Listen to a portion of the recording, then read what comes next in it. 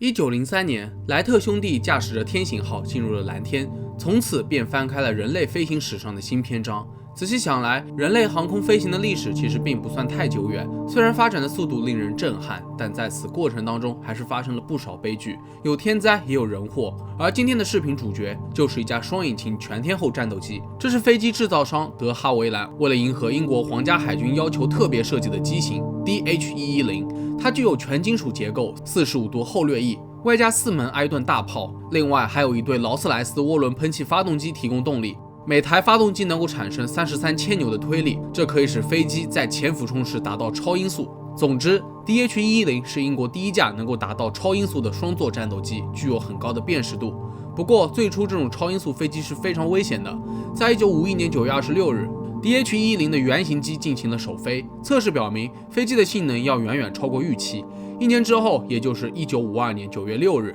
英国范保罗皇家飞机公司准备举行一场航展秀活动。为了给观众留下深刻的印象，德哈维兰制造商准备派出 DH110 的第2架原型机 WG240 来展示超音速。这次的机组人员是一位名叫约翰·德里的飞行员，以及测试观察员安东尼·理查兹。没想到，在一切准备就绪后，在航展秀当天竟然临时出了岔子。上午，工作人员做了最后的检查，意外发现 WG240 的发动机完全失灵了，计划全部被打乱。为了表演能够顺利进行，约翰和安东尼临时决定前往位于哈特菲尔德的工厂，驾驶另外一架原型机 WG236 飞往航展，来完成接下来的表演。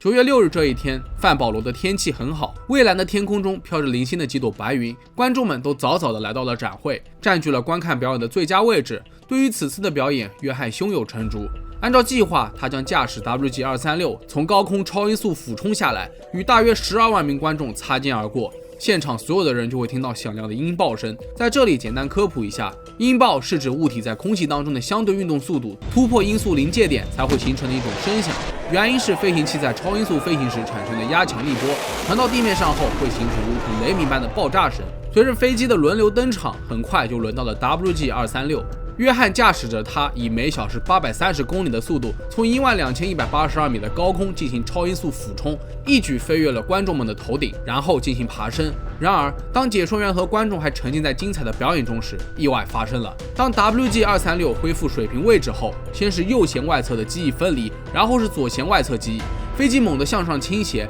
随后驾驶舱、发动机和尾部接二连三的解体。据目击者回忆，当时在机场北面的上空突然出现了2朵白色的云团，随之而来的就是2声巨大的声响。更可怕的是，其中一台发动机爆炸后砸向了机场跑道临近观众最多的区域，造成了大量的伤亡。不过好在另一台发动机落在了更南边的地方，没有造成伤害。剩下的机头、机身和尾翼全部都断裂，落在了围栏前的草地上。5岁的理查德·加纳德也是现场的观众之一。成年后的他在回忆起这段经历，仍然历历在目。事发时，天空当中像是飘洒着银色的纸屑，飞机的碎片就像是叶子一样飘落在人群当中。最可怕的是，2台发动机就像是2枚导弹一样从机身射出，一枚精准的投向航展秀里面最热闹的观众区。一瞬间，现场先是死一般的寂静，随后人们从惊恐当中反应过来，整个航展秀响起了撕心裂肺的尖叫声。事故发生后，航展秀的工作人员迅速清理了跑道上的残骸。据统计，总共有31人死亡，其中包括了驾驶舱里的约翰和安东尼，另外还有63名观众受伤。不过，这场航展秀并没有因为发生悲剧而暂停。收拾好残局后，主办方表示继续演出。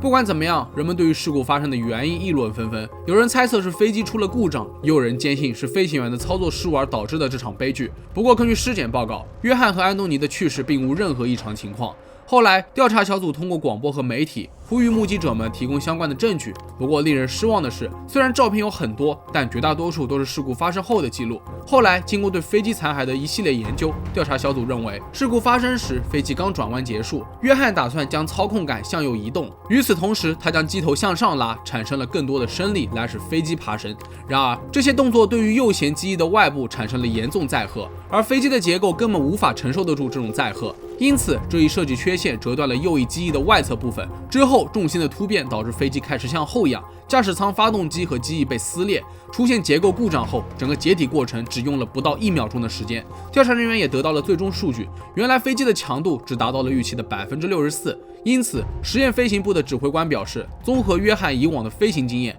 以及无线电通话上的记录，可以确定约翰并不需要对此灾难负责。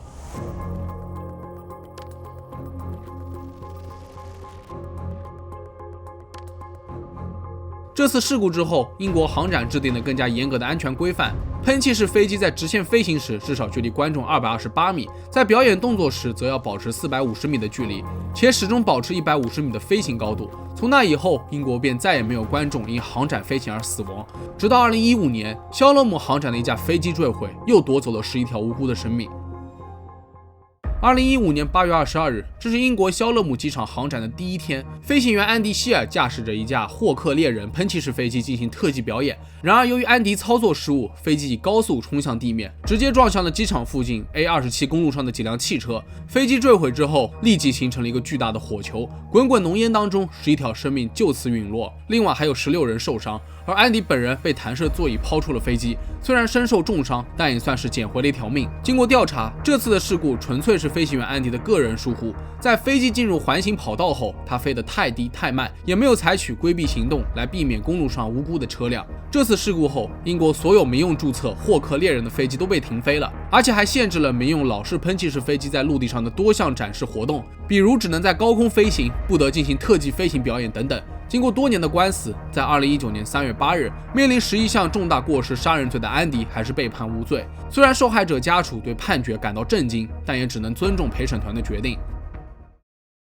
当我在空中的时候，我是最快乐的，这是约翰曾经说过的一句话。回顾他的一生，从1939年加入皇家空军后，约翰就担任空中炮手和无线电操作员，表现相当的出色。1945年4月，在一次行动中，约翰率领中队向敌军炮位发起进攻。虽然这一决策遭到了强烈反对，但在约翰的坚持下，最终还是准确地击中了敌军，化险为夷。由于这次的行动在很大程度上都归咎于约翰英勇沉着的领导，后来他还被授予了杰出飞行10字勋章。退役之后，约翰加入了德哈维兰公司，成为了战斗机的试飞员。据同事透露，虽然约翰技术过硬，履历满满，但他始终是个平和谦逊的人，从不吝啬分享自己的飞行经验和技能。当意见出现分歧时，他也会坚持自己的想法。任何人和他交谈总是受益匪浅。总之，在同事眼里，约翰绝对称得上是所有试飞员的榜样。可惜人生无常，一场激动人心的航展秀，最终变成了满地血腥的模样。这该是多么恐怖的故事！对于观众们来说，这一天本是充满新奇体验的日子，